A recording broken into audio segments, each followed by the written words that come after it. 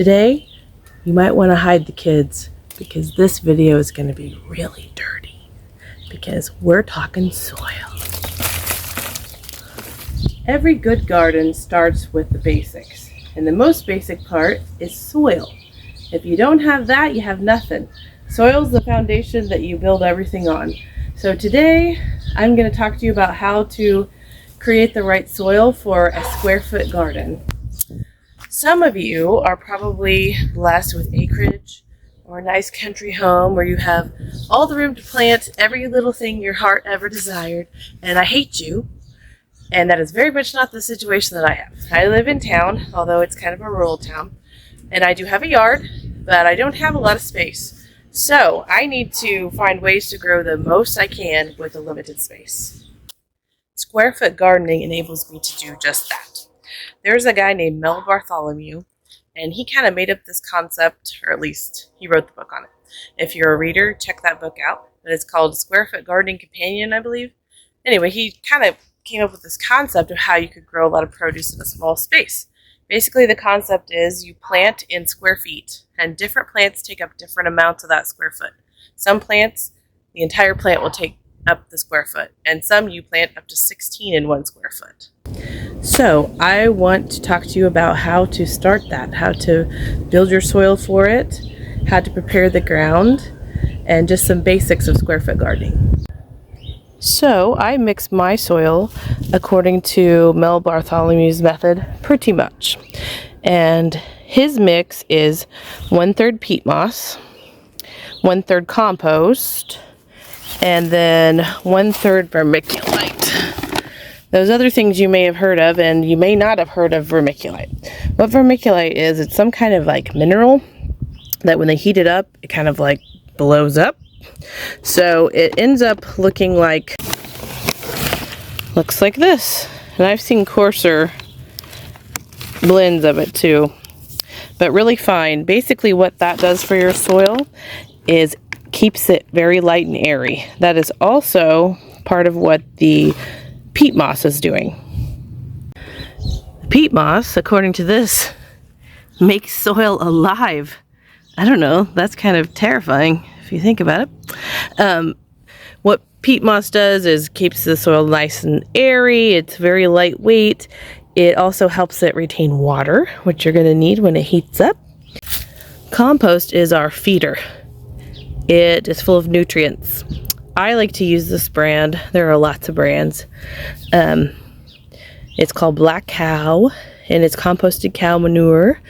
And if you're worried, the composting process takes away the smell, so it's not going to smell like there's a feed lot in your backyard, so don't worry about that. I have 2 4x4 square foot gardens in my backyard, in addition to other raised beds and containers. Sorry, this is a huge mess. We're cleaning up today, but that's kind of what they look like at the end of the season. You can tell the galvanized metal bed looks pretty great. I put that in about 2016.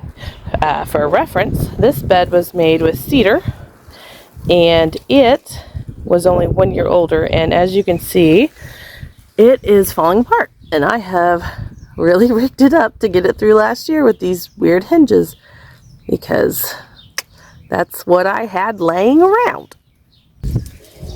Cedar, if you're going to use wood, is a great wood to use to build your square foot garden.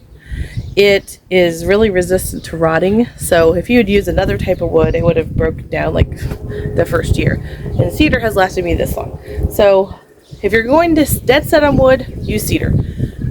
I would, after having experience with this galvanized metal bed, put them in every time. And since this is broken down, I'm just going to take this opportunity to show you putting together the new one, and I'm going to be replacing it with metal.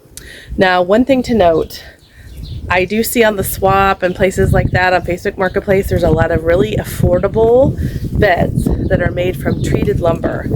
And I would never do that because the treated lumber can leach chemicals into your food. Treated lumber is fine if you want to grow flowers, something you're not going to consume, but never make a square foot bed out of treated lumber. I am going to be starting with an established bed, so I already have the location and pretty much the area mapped out. Now you are probably going to be starting with something like this. Looks like a yard with grass. So we want to kill the grass. So what I do is I put down cardboard in the same area that I want the square foot garden. The cardboard will break down in not too much time after it has killed the grass, and then your plants can grow down through the dirt in the raised bed and into the ground if they need it. Some of your vegetables may have longer root systems, so this works the best for me and saves my back an hour of digging. So what I'm going to do is I'm going to clean this up. As you can see, it's a huge mess. Stuff from last year. My old soaker hoses are in there. I'm going to clean all that up, remove the old bed, and I'm going to go build the new one. Magic! This one is an extra tall one. And I got this on Amazon, and I'll put the link in the description in case you too want to order it. It was pretty easy to put together. Didn't really fill me with rage like most of these type of kits do. So it's a good one. I got the taller one because less bending over for me.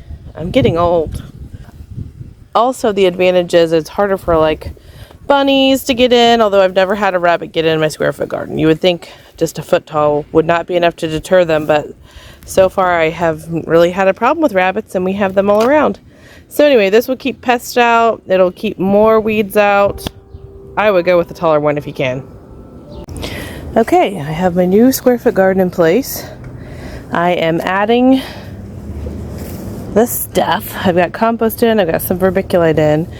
As you go, you will want to kind of just spray it down with the hose, keep it damp, because it's kind of light and it will blow away, especially if you live in Kansas like I do and have the craziest winds ever. Okay, I have all of my dirt added, and I also added some just pots I had from last year left over that still had good soil in them. What I generally do for my raised beds is just mix in some compost and then call it good. If it's a little bit too dense, I'll add some peat moss. Once you have the original bed created, it isn't expensive the next year to replenish your soil. The first year, it's expensive to buy all that soil. You can calculate how much you need of each thing. There are several calculators online for soil, depending on the dimensions of your bed. So this one's a 4x4, so I would punch in those dimensions to get the amount of each item I needed. I would not go any wider than 4 foot because you're going to need to be able to reach the middle. To weed, to pick, trust me, you don't want to go over 4 feet wide. Any other length is customizable. There are lots of beds on Amazon you can get that are bigger. But for me in my space, this is what I went with. Now it's time to start mixing this up. This is the least fun part. This might be the time that you get your spouse to come out and help you, or it might be the time that you get the neighbor kid over here and pay them $10. I'm just going to start with the shovel, but what I usually end up doing is just kind of mixing it with my hands. That seems to be the easiest way. And you're probably going to want to give up gardening altogether about halfway through this, but trust me, once this is over, it's a breeze. The first time I made my raised beds, I thought I had the measurements right. I was just kind of guessing. I mean, you're not actually weighing each thing, but I felt like it was a little too thin and light. So what I did was bought some bagged garden soil, which is already mixed with compost, and it's not too heavy. It's heavier than you'd want to fill this whole thing up with, but that'll kind of chunk it up a little bit. Okay, now that you have dirt in all your orifices, you should have something that looks kind of like this. Yours will probably be a lot lighter if you're just starting from scratch, because this has a lot of, like I said, pots that I had from last year mixed in, and it has a lot of the old original dirt that was here. But if you feel like it's a little too light, like I said, you can add some garden soil. If you feel like it's too dense, this might be a little bit too dense for my liking. I think I'll just add some more peat moss because that'll make it fluffier. Or you can add a little bit more vermiculite. Like I said, when I first did this, I think I went too heavy on vermiculite. So If I had to slack off on one of them, it would be that. And also, I think it's one of the more expensive items to buy, so that kind of works out. After creating this with this taller bed, I would never, ever again buy a 12-inch bed. This was so luxurious. I highly, highly recommend it. But the only thing is when you're mixing your dirt, you'll want to probably fill it like half full, mix that up really good, then do the same thing, fill it up the rest of the way, mix that really good. Just because it's so deep, it's hard to get all the way down to the bottom from the top. Okay, so now you kind of want to smooth this out, kind of create a nice flat surface to work with. When I first made my first bed, I actually got a ruler out and I measured every 12 inches. And I used string. I taped it. Tape will work on here. And I taped one in here, and then I measured on the other end and taped it to there to mark off a foot section. And on this bed, you do that 4 times, and you'd have 16 squares. Now that I'm a little bit more comfortable, I usually just kind of like use my finger to draw the grid lines in the sand or in the soil, where I can kind of see it.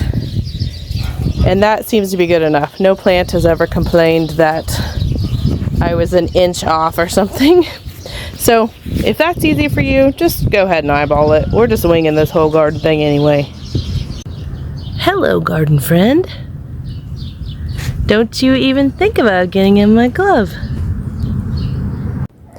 I have run soaker hoses through my bed here, and I left a little extra on the end because I like to run it through some containers I have nearby. But you should definitely, if this is an option, invest in some soaker hoses. They will save you so much time and energy, and you can program them with one of those little Orbitz timers to come on and off for however long you want them to go. And they can also water them first thing in the morning. I am not a morning person, so I will not be up at 5 a.m. So I program it to water them in the early morning time, which is the best time to water. And then I don't have to mess with it.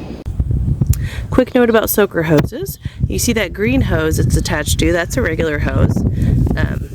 You'll probably need to run it some distance from your water source. And of course you don't want to water the whole way there, so you'll probably be attaching it to a regular hose.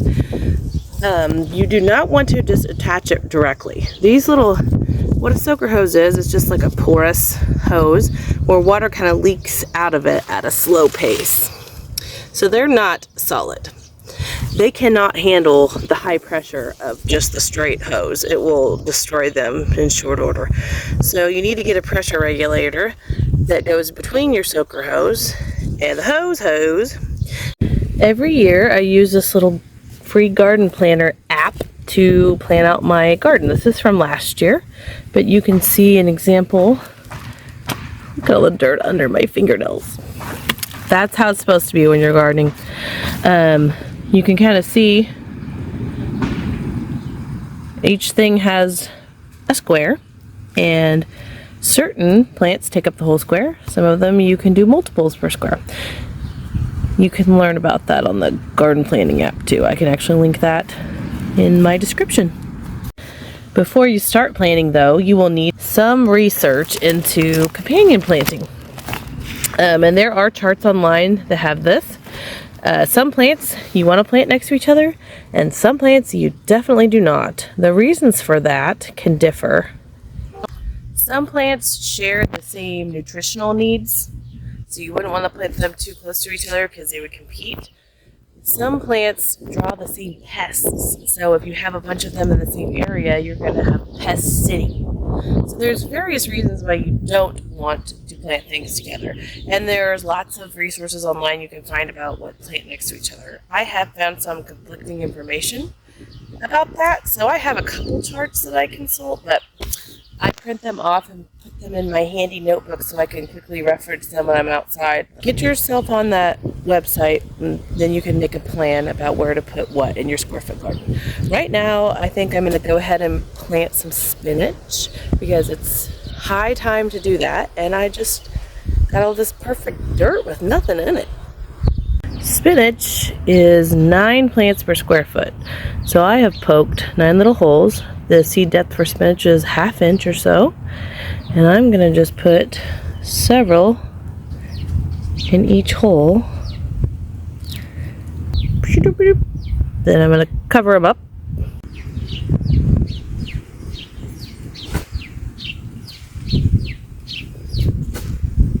Now you want to water it in. I'm using the mist setting on this. It's a really cheap nozzle. Gotta order me a good one again soon because I broke my other one. But you don't want to do anything too heavy to water that in because your soil is so light. Anything else could displace your seeds. So I would just give it a real good soaking on a real light impact setting. And then we label it and we wait. Well, we did it. We have the most perfect square foot garden bed created, just waiting for our plants when it warms up a bit this spring. What are we gonna do with all this wood?